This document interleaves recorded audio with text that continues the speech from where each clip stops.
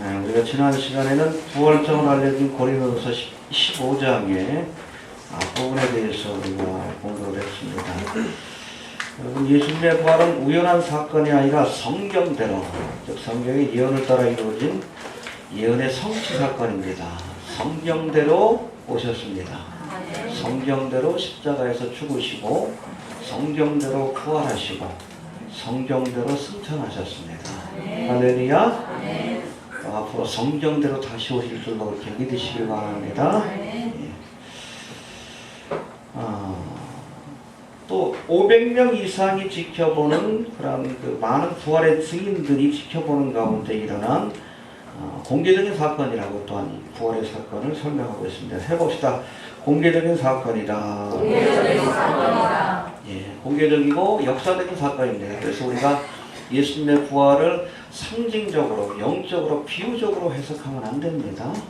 알겠습니까?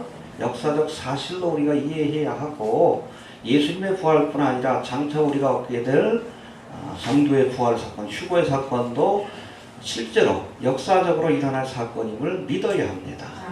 알겠습니까? 만일 부활이 없으면 우리의 믿음도 또 전파하는 것도 헛된 것일 수밖에 없으며, 또 믿음을 위해서 모든 것을 희생하는 그리스도인들은 세상에서 가장 어리석은 사람이 될 수밖에 없다라고 우리에게 말씀하고 있습니다. 여러분처럼 예수님의 부활은 부인할 수 없는 역사적인 사건이며, 또 예수님의 부활을 믿는 자는 장차 우리의 몸이 부활된 이 부활의 사건을 경험하게 될 줄로 이렇게 믿으시길 바랍니다. 어찌 보면 예수를 믿는다는 이유 때문에 많은 고난과 핍박을 겪고 또 많은 사람들이 순교의 길을 갔는데, 그렇게 순교의 길을 갈 수 있었던 것은 부활에 대한 믿음과 소망이 있었기 때문에. 할렐루야. 내가 이 믿음을 위해서 지금은 죽지만 예수를 믿는 자에게는 죽어도 다시 사는 부활의 소망이 있다. 그것을 믿었기 때문에 담대하게 우리가 믿음을 위해서 생명을 던질 수 있었던 겁니다. 알겠습니까? 오늘은 이 부활장에 대한 두 번째 시간으로 부활의 첫 열매 되신 예수님의 부활 사건이 지닌 신앙적 의미를 우리가 조금 더 살펴보고, 그래서 20절에 보니까 예수님은 부활의 첫 열매가 되셨다. 할렐루야. 그 의미가 무엇인지 우리가 살펴보고, 또 그리스도의 몸된 교회의 부활 사건인 휴거의 사건에 대해서, 할렐루야. 예수님의 부활은 부활의 사건으로 끝나는 것이 아니라 부활의 첫 열매 되신 예수님을 믿는 자에게 마지막 날 부활케 되는 하나님의 은혜가 주어질 것이다. 그게 뭐예요? 휴거의 사건. 51절, 52절에서 설명하고 있습니다. 구체적으로 한번 살펴봅니다. 먼저 예수님께서 부활의 첫 열매가 되셨다라고 우리에게 말씀합니다. 20절 한번 봅시다. 20절. 시작. 그러나 이제 그리스도께서 죽은 자 가운데서 다시 살아나는 자들의 첫 열매가 되셨다. 해봅시다. 잠자는 자들의 첫 열매가 되셨도다. 예수님의 부활 사건을 부활의 첫 열매라고 설명하신 것은 예수님의 다시 사심만이 참된 부활 사건이라는 뜻이에요. 알겠습니까? 그전에도 죽은 자가 살아나는 사건이 있었지만 그것을 우리가 부활이라고 할 수는 없고, 예수님의 다시 사심만이 부활이다.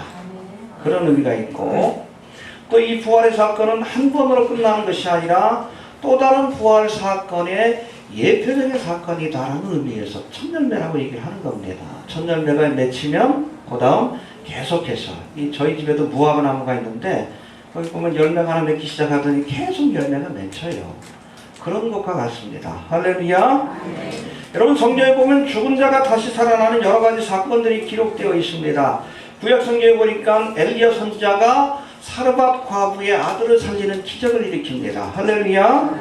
또 엘리사 선지자는 수넴 여인의 죽은 아들을 다시 살렸고, 공생의 기간 중에도 예수님께서 죽은 자를 살리는 기적을 보여주셨어요. 첫 번째 누구죠?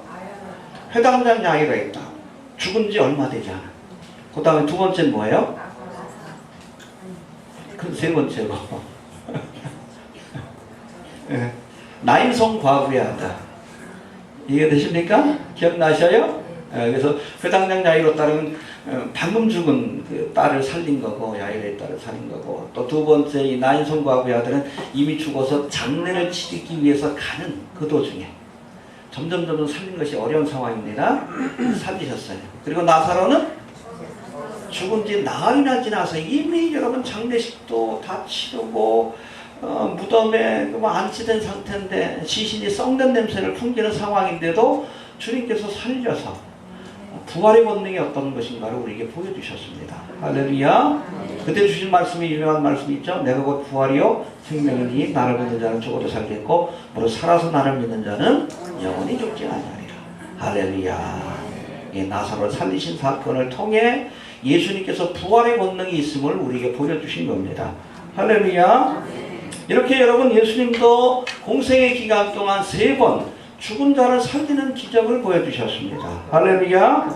이뿐 아니라 사도행전에도 보면 모든 사도의 대표라고 하는 이 사도 베드로가 누구를 살립니까?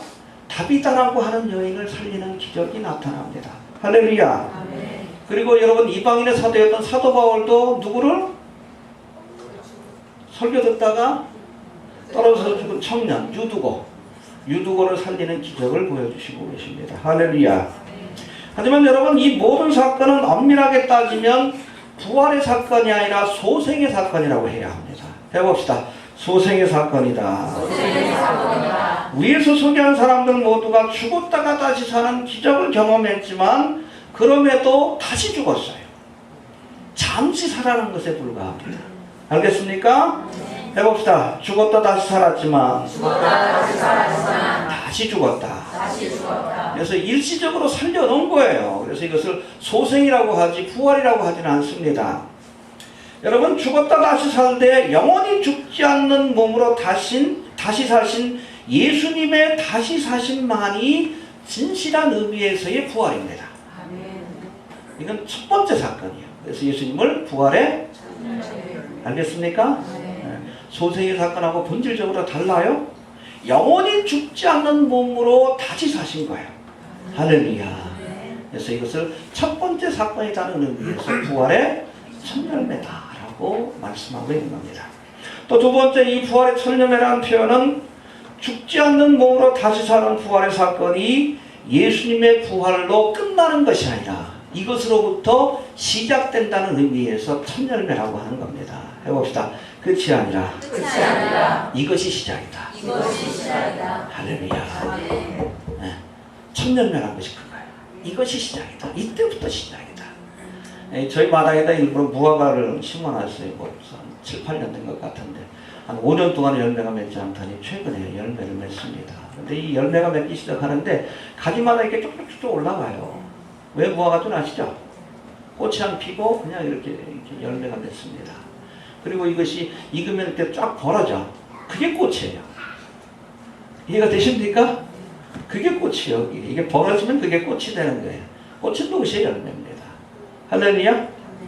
근데 이게 익기 시작하는데 처음에 맨 밑에 있는 맨 처음 열렸던 그 열매가 갑자기 이제 이렇게 요만했다가 이게 부풀어 오르기 시작해요. 갑자기 2배, 3배로 커집니다. 꽃이 피는 것처럼. 그래서 빨개지면 먹을 수 있는 열매가 돼요. 이게 첫 열매입니다. 이걸 따서 먹게 되면 그걸로 끝나는 것이 아니라 그 바로 앞에 있는 것이 또 다시 벌어집니다.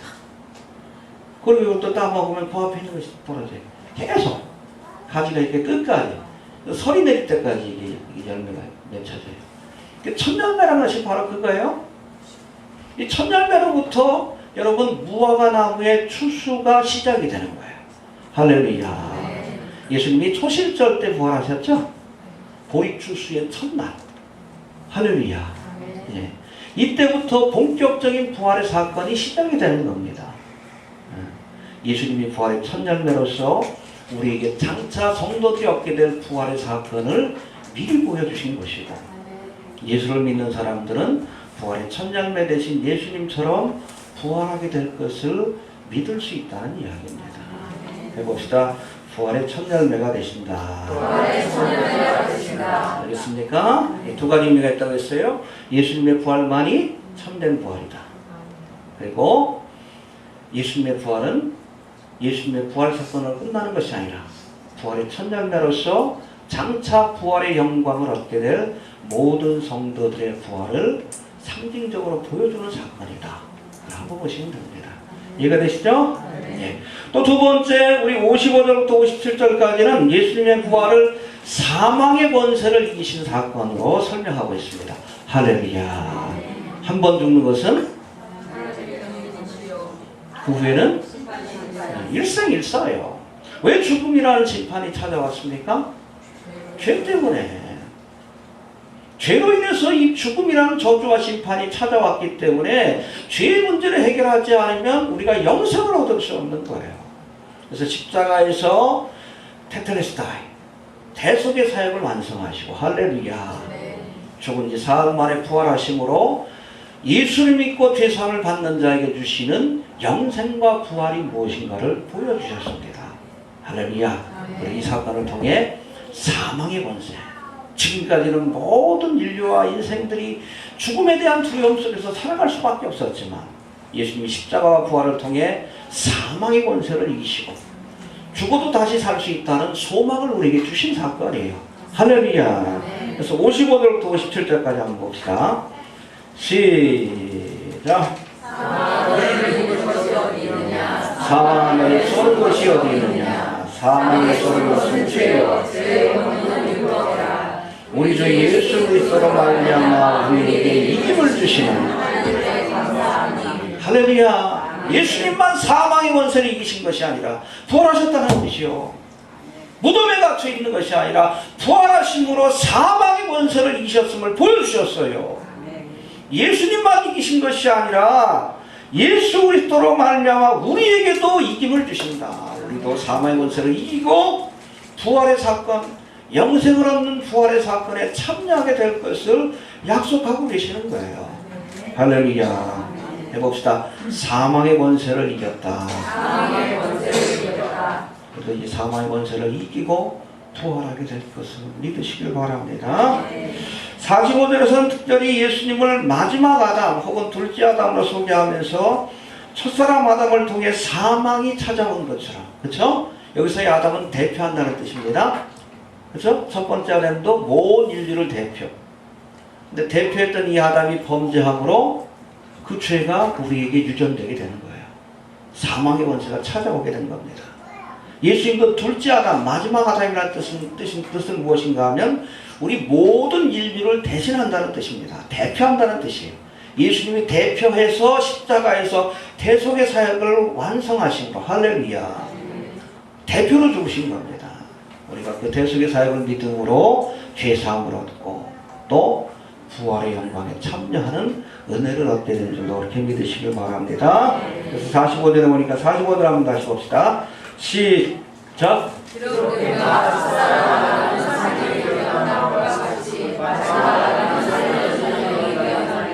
할렐루야. 그로 사람을 지으시고 코에 생기를 부어놓으시니 사람이 리빙 소울, 생명이 됐다, 산령이 됐다는 뜻이에요. 살아있는 영적인 존재가 됐다. 그런 뜻을 갖고 있는데 첫사람 아담은 이처럼 산령이 되었다 함과 같이 마지막 아담은 살려주시는 영이 되었다. 할렐루야. 마지막 때 예수를 믿는 사람들은 죽어도 다시 사는 그러한 은혜를 경험하게 될 줄로 그렇게 믿습니다. 예수님께 부활의 권능이 있음을 우리에게 말씀하고 있습니다. 해봅시다. 예수님은 살려주는 영이 되셨다. 예수를 믿으면 죽어도 다시 살게 되는 거예요. 주님께서 살려주실 줄로 그렇게 믿습니다. 부활케 하실 줄로 그렇게 믿습니다. 또 세 번째, 영광스러운 것으로 다시 살 것이다 라고 말씀하고 있습니다. 여러분, 인류의 역사상 단 한 차례밖에 일어나지 않았던 이 부활의 사건은 신비입니다. 몰라요. 경험해 본 것이 아니기 때문에 우리가 구체적으로 이 부활이 무엇인지 알 수가 없습니다. 지극히 제한된 사람들만 지켜봤기 때문에 봐도 사실은 모르지, 그렇죠? 성경에 기록된 말씀들을 통해 부활이 어떤 것인지 우리가 어느 정도 짐작은 할 수 있지만 이것을 온전히 이해하는 것은 불가능합니다. 여러분, 누군가가 내가 먹어보지 않은 음식에 대해서 설명해 줄 수는 있어요. 그렇죠? 이 음식은 뭐 어떻고 프랑스에 갔더니 무슨 요리가 있는데 어떻고 근데 아무리 잘 설명해줘도 우리가 다 할 수는 없습니다. 먹어봐야 맛을 알아요. 직접 경험해봐야 이해할 수 있는 겁니다. 알겠습니까? 예.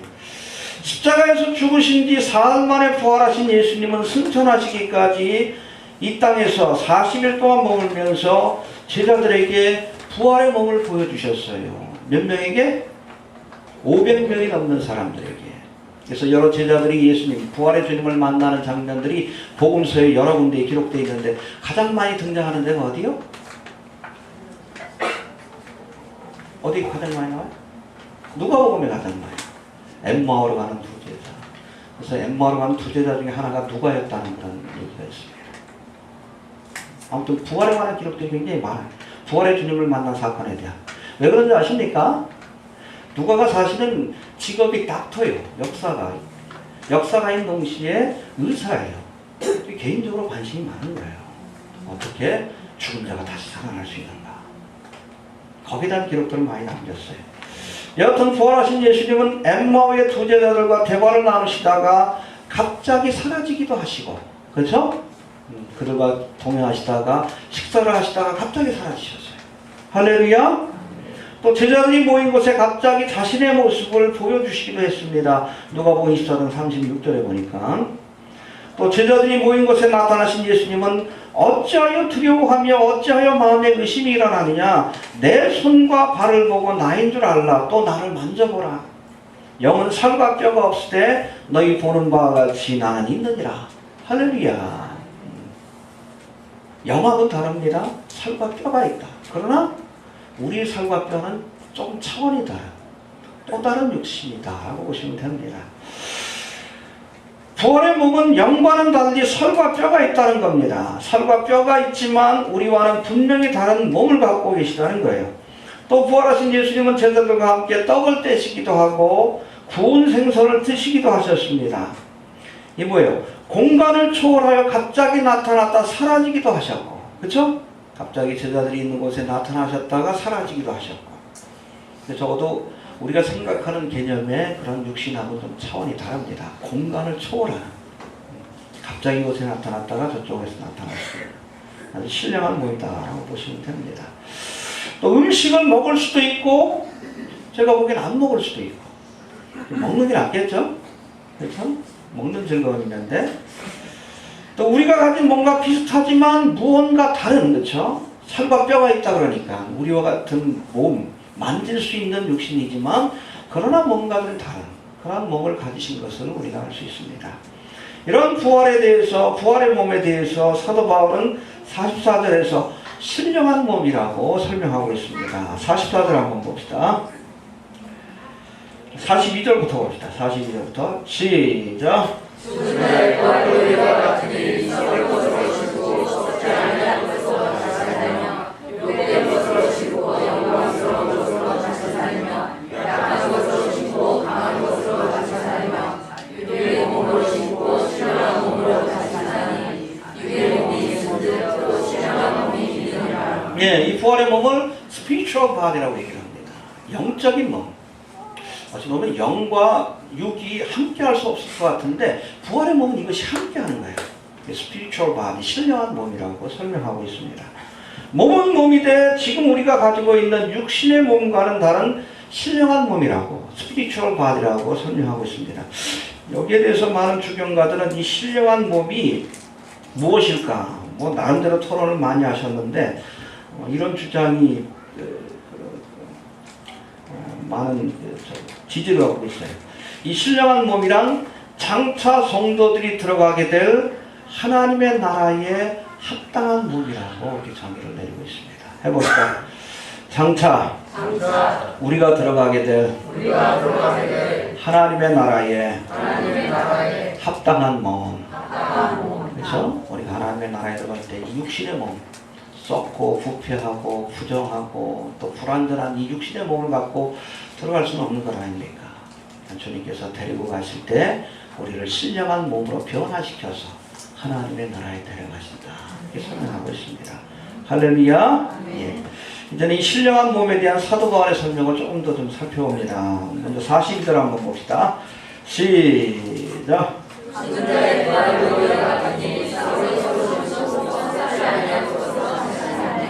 예, 그렇죠. 우리가 씨앗을 땅에 이렇게 심으면 씨앗이 썩어가지고 끝나는 것이 아니라 여기에 새 생명의 역사가 시작되는 것처럼. 할렐루야. 우리가 무덤에 성도들이 안치된다 할지라도 썩고 부패하는 것으로 끝나는 것이 아니라 우리가 썩지 않는 부활의 몸으로 다시 살게 될 것이다 라고 설명하고 있습니다. 해봅시다. 썩을 것을 심고 썩지 아니할 것으로 다시 살며. 씨 뿌리는 비하고 똑같다는 거예요. 그렇죠? 썩을 것을 심고 썩지 아니할 것으로 다시 사는. 할렐루야. 예. 또 두 번째, 영광스러운 몸으로 부활케 될 것이다 라고 말씀합니다. 43절 한번 봅시다. 시작.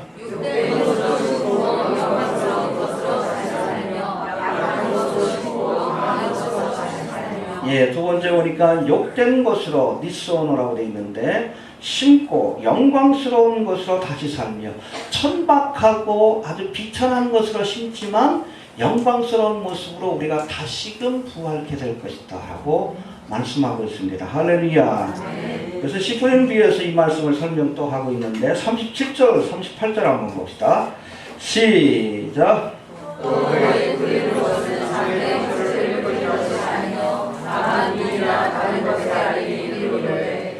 하나님이 뜻대로 저에게 형체를 주시되 각 종자에게 그 형체를 주시느니라. 예, 우리가 씨앗만 보면 그 식물이 어떤 형체를 갖게 될지 짐작하기 힘듭니다. 그렇죠? 못생긴 씨앗에도 화려하고 아름다운 꽃이 피는 것을 우리가 볼 때가 있어요. 마찬가지로 우리가 욕된 것, 디스온, 천박한 것으로 심지만 그러나 부활의 몸은 영광스러운 몸이 될 것이다 라고 설명하고 있습니다. 할렐루야. 예. 이 부활절을 전후해서 피는 꽃 가운데 튤립이라는 것이 있어요. 아주 단아하고 화려하고 아름답지 않습니까? 그렇죠? 봄만 하면 튤립 축제도 있는데 예. 이 꽃이 화려하고 단아하고 아름답지만 그러나 그 씨를 보신 적이 있습니까? 구근이라고 해서 감자 같아. 되게 못생겼어요. 이 못생긴 씨앗에서 그렇게 아름다운 꽃이 피어나는 겁니다. 알겠습니까? 우리가 늙고 보잘것없는 지금의 모습으로 부활해야 한다면 사실 반갑지 않은 사람들이 많을 거예요. 저도 그래요. 이도 다 빠지고 눈부시 않고 배도 나오고 머리도 새가지고. 그러나 여러분 욕된 것으로 심지만 비천한 것을 심지만 영광스러운 모습으로 그렇게 부활시켜 주실 줄로 그렇게 믿습니다. 네. 기대가 좀 되죠? 네. 지금 우리가 감자처럼 못생겼지만 여기서 튤립과 같은 아름다움 그런 부활의 몸이 나오게 될 겁니다. 욕된 것으로 심고 영광스러운 것으로 다시 살 것이다. 할렐루야. 네. 기대를 좀 가져봅시다. 네. 빨리 오셨으면 좋겠어요. 몸이 좋지 않다죠. 또 43절에 보니까 약한 것으로 심고 강한 것으로 다시 살 것이다 라고 말씀합니다. 해봅시다. 약한 것으로 심고 강한 것으로 다시 살며. 우리의 육신은 참 연약한 게다. 연약하잖아요. 그래서 욥기 4장 19절에 보니까 하루살이에게라도 눌려 죽을 인생아. 해봅시다. 하루살이에게라도 눌려 죽을 자. 그렇죠. 모기한테 잘못 물리면 죽잖아. 그거예요. 그 얘기예요. 보이지 않는 병균에 의해서도 죽고. 인간이 여러분 강한 듯 싶어도 연약한 존재입니다. 해봅시다. 연약한 존재이다. 예, 우리의 육신은 쉽게 찢어지고 부러지고 병들고 낡아지고 시간이 지나면 기능이 멈춰가지고 그래서 생을 마감하는 거예요. 점점 기능이 약해지다가 콩팥도 기능이 약해지고 눈도 귀도 심장도 뇌도 기능이 약해지다가 이게 탁 멈추면 가는 거예요. 연약한 육신입니다. 우리 권사님들은 이해하시죠? 저도 조금 이해가 돼. 백약이 무효해요. 원래 그런 겁니다. 해봅시다. 원래 그런 거다. 왜 그러냐 하면 시험에 들어. 겉사람은 자꾸 후퇴하는 거예요. 눈도 괜찮아지고 빨리 오셨으면 좋겠어. 연약하지만 영원히 죽지 않는 강한 육신으로 할렐루야 상처받지 않고 찢기지 않고 영원히 사라지지 않고 낡아지지 않는 겉사람 부패하나 우리의 속사람 날로 새롭도다 할렐루야 강한 것으로 다시 살 줄로 그렇게 믿으시길 바랍니다. 예. 42, 43절 다시 한번 봅시다. 시작.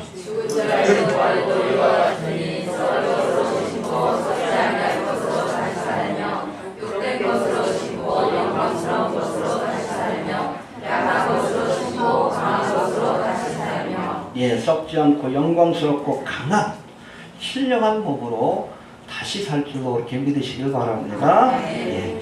이제 마지막으로 우리 51절 52절에 보면 그리스도의 부활에 대해서 쭉 설명하다가 이제 장차 성도들이 얻게 될 부활의 사건에 대해서 설명하는데 언제 일어날 사건이에요? 휴거의 때 일어날 사건이라고 분명히 말씀합니다. 51절 52절 한번 봅시다. 시작. 우리가 너희에게 비밀을 말하노니 우리가 다 잠잘 것이 아니요 마지막 나팔의 소리가 우리에게 말하노니 나팔 소리가 나면 죽은 자들이 썩지 아니할 것으로 다시 살고 우리도 변화하리라. 예, 이 말씀은 아까 우리가 휴거에 대한 대표적인 말씀인 데살로니가전서 4장 16절 17절의 말씀을 보면 거의 유사해요. 거의 유사해요. 근데 핵심이 뭔가 하면 죽은 자들이 살아나는 사건으로 휴거의 사건을 묘사하고 있습니다. 제가 데살로니가전서 4장 한번 볼게요. 주께서 호령과 천사장의 소리와 하나님의 나팔로 친히 하늘로 쫓아 강림하시리니 그리스도 안에서 죽은 자들이 먼저 일어나고 부활의 사건이라고 설명합니다.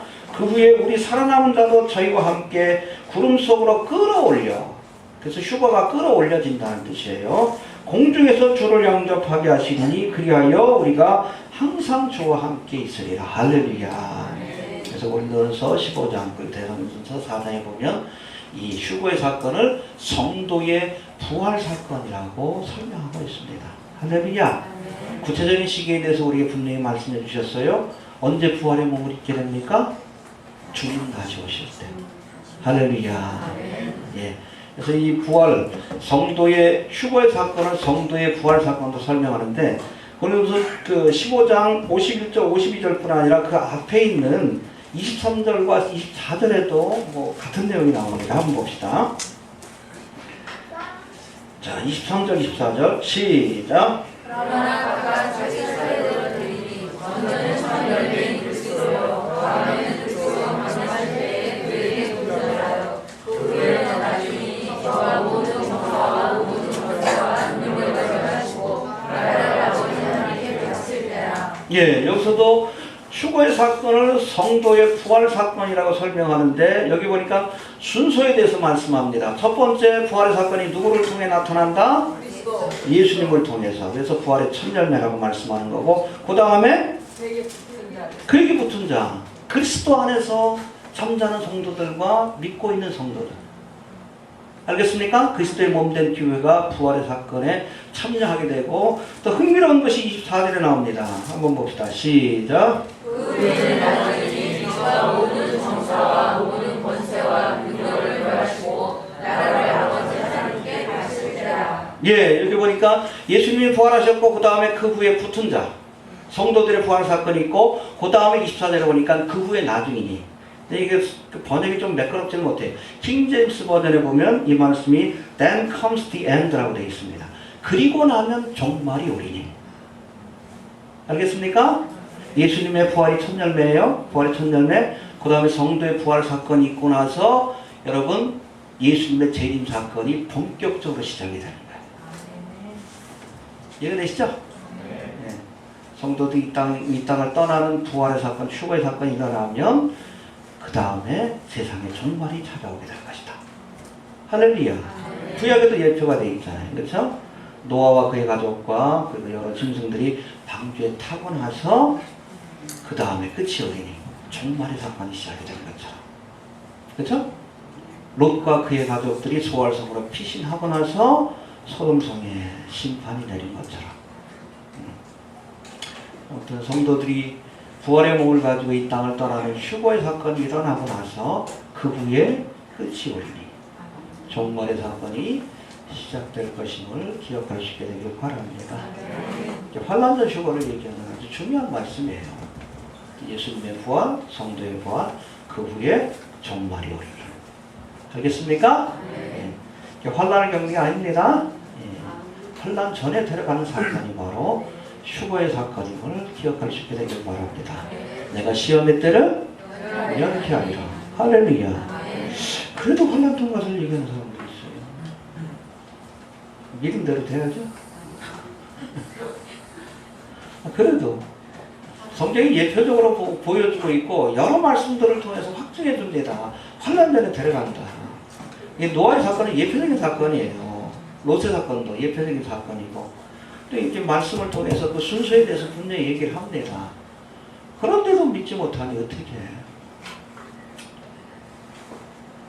알겠습니까? 예수님이 첫째 부활, 그 다음에 그 후에 그에게 붙은 자, 성도들의 부활의 사건이 있고 그리고 나서 종말의 사건이 찾아오는 겁니다. 알겠습니까? 마지막으로 우리 15장의 결론이라고 할 수 있는 58절 한번 보고 마칩시다. 58절 시작. 그러므로 내 사랑하는 그대가 공부하며 물들이지 말며 항상 주의 더욱 힘쓰는 자들이라. 이는 너희 수고가 주 안에서 되지 않은 줄을 알리라. 네, 그러므로 이게 중요해. 해봅시다. 그러므로 이게 뭐예요? 너희가 58장의 말씀을 다 들은 거로 예수를 믿는 자들에게는 영생과 부활의 소망이 있다는 사실을 너희가 들었지 않느냐. 그런 거로 어떠한 일에도 흔들리지 말고 말씀 안에 견고히 서서 항상 주의 일에 힘쓰는 자가 되라. 할렐루야. 부활이 없다는 말에도 흔들리지 말고 헛된 이야기에 흔들리지 말고 우리가 말씀 안에 굳건히 서서 마지막까지 주님을 위해서 충성해라. 할렐루야. 왜냐하면 우리의 수고가 헛되지 않은 것을 알기 때문이다. 있습니까?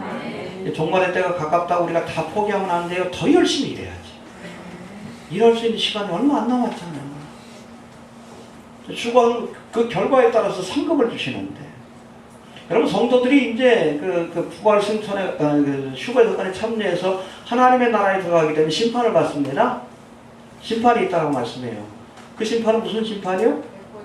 아니에요. 백보자 심판은 아니고 상급을 결정하는 심판이에요. 알겠습니까?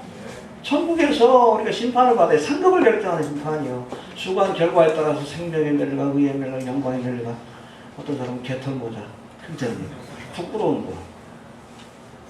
그렇게 되는 거예요. 그렇게 되는 거예요. 이게 결정이 됩니다. 그러니까 여러분 주의 오심이 가깝다는 것은 어떻게 보면 우리가 일할 수 있는 시간이 그만큼 얼마 남지 않았다는 뜻이에요. 그러니까 더 열심히 해야지. 네? 그래서 마라톤 선수들도 중간에 조금 쉬더라도 피니시 라인에서 최선을 다하잖아. 지금 그래야 돼. 주님 오실 날 가까이 보니까 뭐 다 포기하고 그냥 흰 옷 입고 그냥 산속에 들어가고. 아니요. 가장 어리석은 거지. 더 열심히 해요. 더 열심히 하시길 바랍니다. 주원 일에 충성하시고 더 열심히 전도하시고 더 열심히 믿고. 왜 그렇게 해야 합니까? 우리의 수고가 헛되지 않은 것을 알기 때문에. 반드시 갚아주실 것을 믿기 때문에. 할렐루야. 네, 우리가 부활과 휴거의 소망을 갖고 있으니 더 열심히 일해라. 우리 권면하고 있습니다. 58절 다시 한번 봅시다. 시작. 그러므로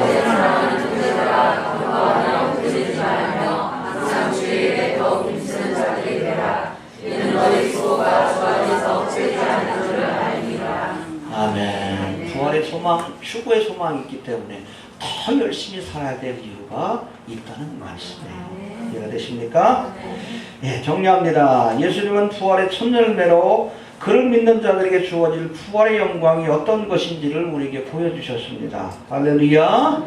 예, 부활의 첫 열매 되신 예수를 믿을 때에 우리에게도 부활의 은혜가 주어질 줄로 이렇게 믿으시기 바랍니다. 십자가에서 대속의 사역을 완성하신 주님은 부활의 사건을 통해 사망의 권세를 이기시고 우리에게도 부활의 소망을 주셨습니다. 할렐루야. 첫사람 아담은 산영이 된 것과 같이 마지막 아담은 살려주는 영이 되셨다. 주님께서 살려주실 줄로 그렇게 믿습니다. 예. 마지막 날 휴거의 사건 때 불완전하고 연약하고 욕된 우리의 육신이 영광스럽고 강한 신령한 몸으로 거듭나게 될 것이다 라고 말씀하고 있습니다. 할렐루야. 부활의 주님을 믿는 모든 자들에게는 부활의 은혜가 주어지게 될 겁니다. 믿습니까? 이 부활의 소망이 있기 때문에 우리가 흔들림 없이 믿음의 길을 갈 수 있는 것이고 또 주께서 맡겨진 사역에도 충성할 수 있는 겁니다. 헛되지 않은 줄로 이렇게 믿으시길 바랍니다. 마지막 때에 반드시 우리를 살려주실 줄로 이렇게 믿고 이 믿음을 가지고 끝까지 인내하며 주어진 사역에 충성하는 성도가 좀 되시기를 바랍니다. 주신 말씀 붙들고 같이 한번 기도합니다.